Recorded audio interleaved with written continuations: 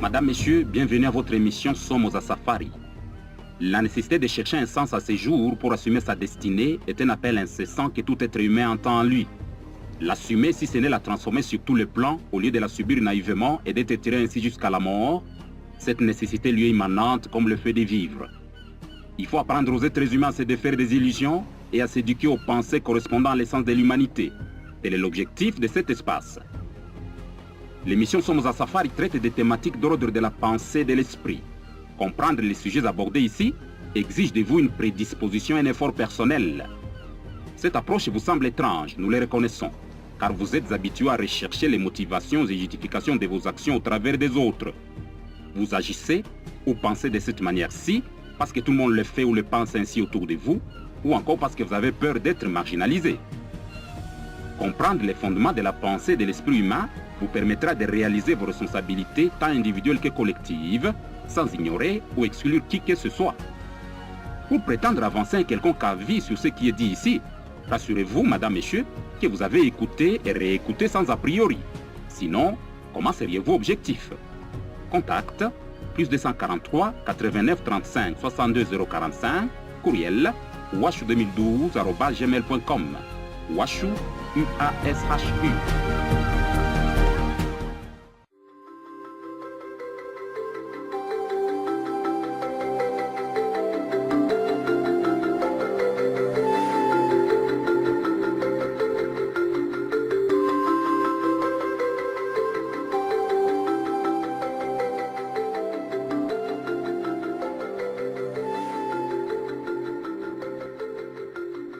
Somos à Safari, leçon numéro 2. L'incarnation de l'esprit humain ou la naissance biologique. Kuzaliwa ya mtu. Le corps, quelle que soit sa nature ou son espèce, n'est pas à confondre avec l'esprit. Réécoutez d'autres émissions pour cela. Le corps, il y en a plusieurs selon l'ensemble des intentions de chaque esprit. Du durable à l'éphémère, ainsi vous allez du minéral au végétal et à l'animal. Le minéral porte en lui les germes du végétal et de l'animal. Le minéral développe le végétal et la composition entre le minéral et le végétal crée le corps animal. Du corps animal au corps animal, vous appréhendez ainsi toute la diversité instructrice de la création. Nous voyons comme vous, d'un côté, un corps physique en train de se former, peu importe les conditions dans lesquelles ce corps parvient à se former. D'un autre côté, nous voyons un esprit ayant déjà vêtu l'âme, en train de chercher par-ci par-là un corps physique qu'il doit porter afin qu'il vienne par nécessité dans la matière développer ou comprendre certaines valeurs dans son chemin de vie. Et alors, selon vos intentions et tendances, vous allez vous incarner dans un corps de lapin, un corps de lion, de chien, un corps d'humain, de moustique, etc. Tofauti kati ya wewe roho uliyevaa mwili ya mtu na yule roho aliyevaa mwili wa simba inatokana tu na mipango ya kila mmoja. Basi, hakuna aliye wa maana au na akili kushinda mwenzake. Njia zenu ziko tofauti, mipango yenu vile vile. Kwa hiyo, kila mmoja anavaa mwili itakayomrahisisha kazi zake. Pendant un long moment, l'être humain a cru et prônait même qu'il était la créature la plus importante, voire même la plus intelligente de l'univers. Remarquez, Madame, Messieurs, combien l'ignorance favorise le développement des pensées si fausses aux conséquences fâcheuses. Heureusement que, de par le monde, quelques personnes commencent à réaliser que cette absurdité de croyance est une honte à la beauté de la vie dans sa diversité et même une injure à l'intelligence humaine. Une fois que vous avez décidé de naître chez les êtres lions, par exemple, il vous faut tout simplement apprendre à vivre comme un lion. Il en est de même lorsque vous naissez chez les êtres humains. Mais lorsque, une fois incarné chez les humains, vous tentez de vous comporter étrangement, par exemple, manger comme un lion, vous marier, c'est-à-dire vous unir sexuellement comme un bonobo, boire comme un chameau, etc., c'est à ce niveau que l'humanité connaît des problèmes. Parlons de l'incarnation humaine. De la fécondation, un corps physique se forme. Un esprit s'y incarne, et voilà, un enfant vient au monde. Être enfant, c'est corps et non cet esprit. C'est en effet le corps qui grandit et non l'esprit. Pour qu'un corps physique se forme, la fécondation ne peut résulter que d'un mariage biologique. Il ne peut en être autrement. N'en déplaise à ces fanatiques qui, dans leurs expressions émotionnelles, ont remplacé au fil des années des parents biologiques de leur saint ou vaillant sauveur par quelqu'un d'autre de non biologique. Ce qui n'avait jamais effleuré ces ergoteurs, c'est qu'ils ne réalisaient pas combien ils se ridiculisaient en forçant ainsi le géniteur biologique, souvent le père, à devenir un Saint-Esprit, que dire à devenir Dieu, un honneur que peu de gens refuseraient. Trêve de blagues, pour séjourner dans la chair d'un être humain, il faut naître de deux apports, tous biologiques s'il vous plaît, femelle et mâle. Les lois de la nature n'ont qu'une exception, que cela soit hier, aujourd'hui ou demain.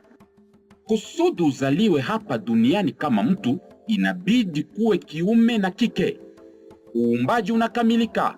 Halafu wewe unayepeleleza hizo hadithi za kuwazia mtu azaliwe bila baba mtu au mama mtu, unaachana nazo kusudi akili yako ikomae. La naissance, c'est comme une invitation. Et cette invitation peut vous être exprimée par vos parents biologiques, mais aussi par le voisin, l'oncle, un indésirable même de la famille, mort-vivant, l'égrégore du quartier, l'environnement social, politique ou familial. Par invitation, entendez ces affinités qui vous rapprochent, invitant, invité. Alors, quand l'orateur entend un jeune adolescent dire à ses parents biologiques « Je ne vous ai pas demandé de me mettre au monde, vous devez satisfaire tous mes besoins », remarquez, madame, monsieur, l'ignorance crasse de cet individu. Kuzaliwa kwako ni masikilizano ya wengi na yako pia. La loi des affinités explique une réalité immense qui ne peut être développée ici. Tel un étudiant qui, selon ses ambitions, devra faire un choix judicieux parmi une multiplicité d'écoles, telle est la démarche qu'effectue chaque esprit humain dans le processus de sa naissance. Oui, la naissance est un processus, comme la mort. C'est l'esprit qui choisit lui-même, en fonction de ses besoins, les caractéristiques de son corps physique, au moyen duquel il interagira avec le monde tant physique que mental. Ainsi, selon vos intentions d'incarnation, vous allez naître ici ou là-bas, dans un corps de telle couleur, telle morphologie. Vous pouvez également décider de naître dans un corps dont un membre est atrophié. Et aucune de toutes ces décisions, s'il vous plaît, n'est ni bien ni mal. Arrêtez, madame, monsieur, avec ces faux jugements ridicules de croire que l'esprit habitant, par exemple, un corps avec une jambe atrophiée ou un corps moins élancé serait maudit ou béni par rapport à d'autres corps. Aucune naissance d'un être humain n'est ni bien ni mal, ni supérieure ni inférieure à une autre. Tenez-le-vous pour dit. Il a été de ces esprits paresseux qui s'empressaient de conclure que le fait pour un esprit de naître, par exemple, dans une famille d'agriculteurs ou de parents ayant bien dirigé une communauté, faisait de cet esprit naturellement un agriculteur ou un bon gestionnaire également. Cela est faux.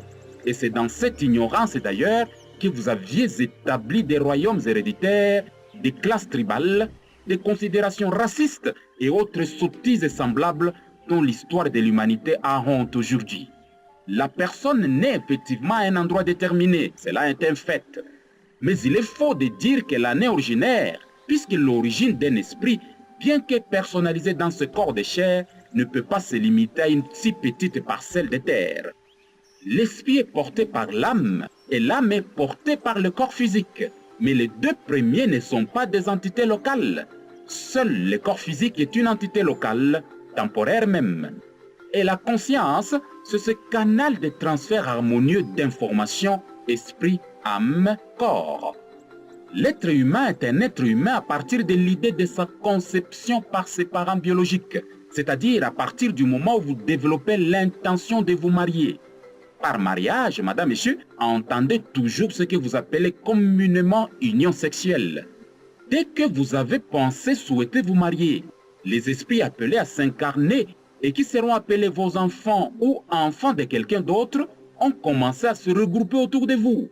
Tantôt ceux-ci s'éloignent, d'autres se rapprochent selon que vos pensées, paroles et actions se connectent par affinité à tel ou tel centre de pensée ou égrégore.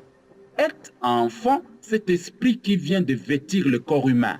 Oui, il vient continuer sa vie, une vie dont lui et éventuellement ceux et celles avec lesquels il a communiqué avant de s'incarner connaissent la destinée. C'est la joie dans la famille. Vous dites même que c'est un don de Dieu, et vous avez raison. Mais un don dans quelle perspective? Au-delà de toutes les considérations sociales, êtes-vous conscient de ce qu'implique réellement la procréation? Cher marié, quel esprit viendra-t-il au monde au travers de votre mariage? Le monde doit-il s'apaiser ou craindre le pire qui favorisera votre acte de mariage? Pensez-y dans votre intimité ou votre divertissement collectif. En effet, chaque acte de mariage ou union sexuelle favorise l'incarnation d'un esprit humain quelque part dans le monde. Par votre acte de mariage, allez-vous favoriser la naissance dans le monde d'un vrai justicier ou de quelqu'un qui utilisera le mot justice pour causer du tort à l'humanité? D'un vrai enseignant ou de quelqu'un qui se servira de ce titre pour abrutir davantage l'humanité? Communiquez, madame, monsieur, communiquez avec tous ces esprits auxquels vous donnez accès au monde des humains par votre décision de mariage. C'est ainsi seulement que vous mériteriez le titre d'adulte responsable. Communiquez. Mais de quelle manière direz-vous? Eh bien, communiquez. Vous avez raison de dire, cet enfant est né par la puissance du Saint-Esprit. Ceci n'a rien de nouveau, moins encore de particulier. Le Saint-Esprit, c'est cet égrégore qui a le plus favorisé son incarnation. C'est son parent spirituel. Tout être humain est donc enfant de Dieu en ce sens qu'il naît en réponse à une quelconque décision, un souhait, un appel, une tendance, etc. Puisque chacun de vous est né avec une mission à accomplir, pour le bonheur ou le malheur de l'humanité, vous êtes toutes et tous, mesdames et messieurs, sans exception aucune, des envoyés de Dieu. Alors, votre vision du monde n'est-elle pas remise en question?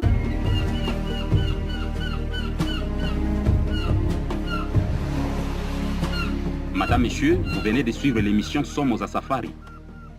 Somos à Safari est une émission dans laquelle nous abordons des thématiques d'ordre de la pensée et de l'esprit.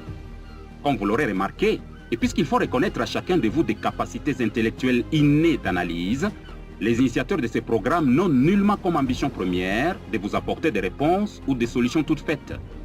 Ils veulent plutôt susciter en vous des questionnements et proposer des méthodologies d'action. Quant aux réponses ou solutions, il n'incombe qu'à vous et vous seuls de les trouver en vous. Sinon, comment deviendrez-vous responsable? Vous pouvez ignorer cette réflexion et continuer à vivre comme bon vous semble. Vous pouvez également décider de vous arrêter un petit instant et vous demander si ce qui est énoncé ici ne serait pas la base de l'intelligence humaine. Si les conséquences de cette réflexion n'affecteraient pas votre quotidien tant local que global, quel que soit votre pays et communauté de naissance, votre niveau d'instruction, votre métier, la morphologie de votre corps, bref, quels que soient vos avoirs. La vérité de l'esprit, en effet, madame, monsieur, n'exclut personne. Elle ne communautarise pas et ne justifie aucune tuerie non plus, peu importe le temps et l'espace. Alors, discutez-en avec votre proche en affinité. Vous pouvez également appeler au plus 243 89 35 62 045 ou écrire à washu2012@gmail.com. Washu, UASHU. Merci de votre attention et à la prochaine.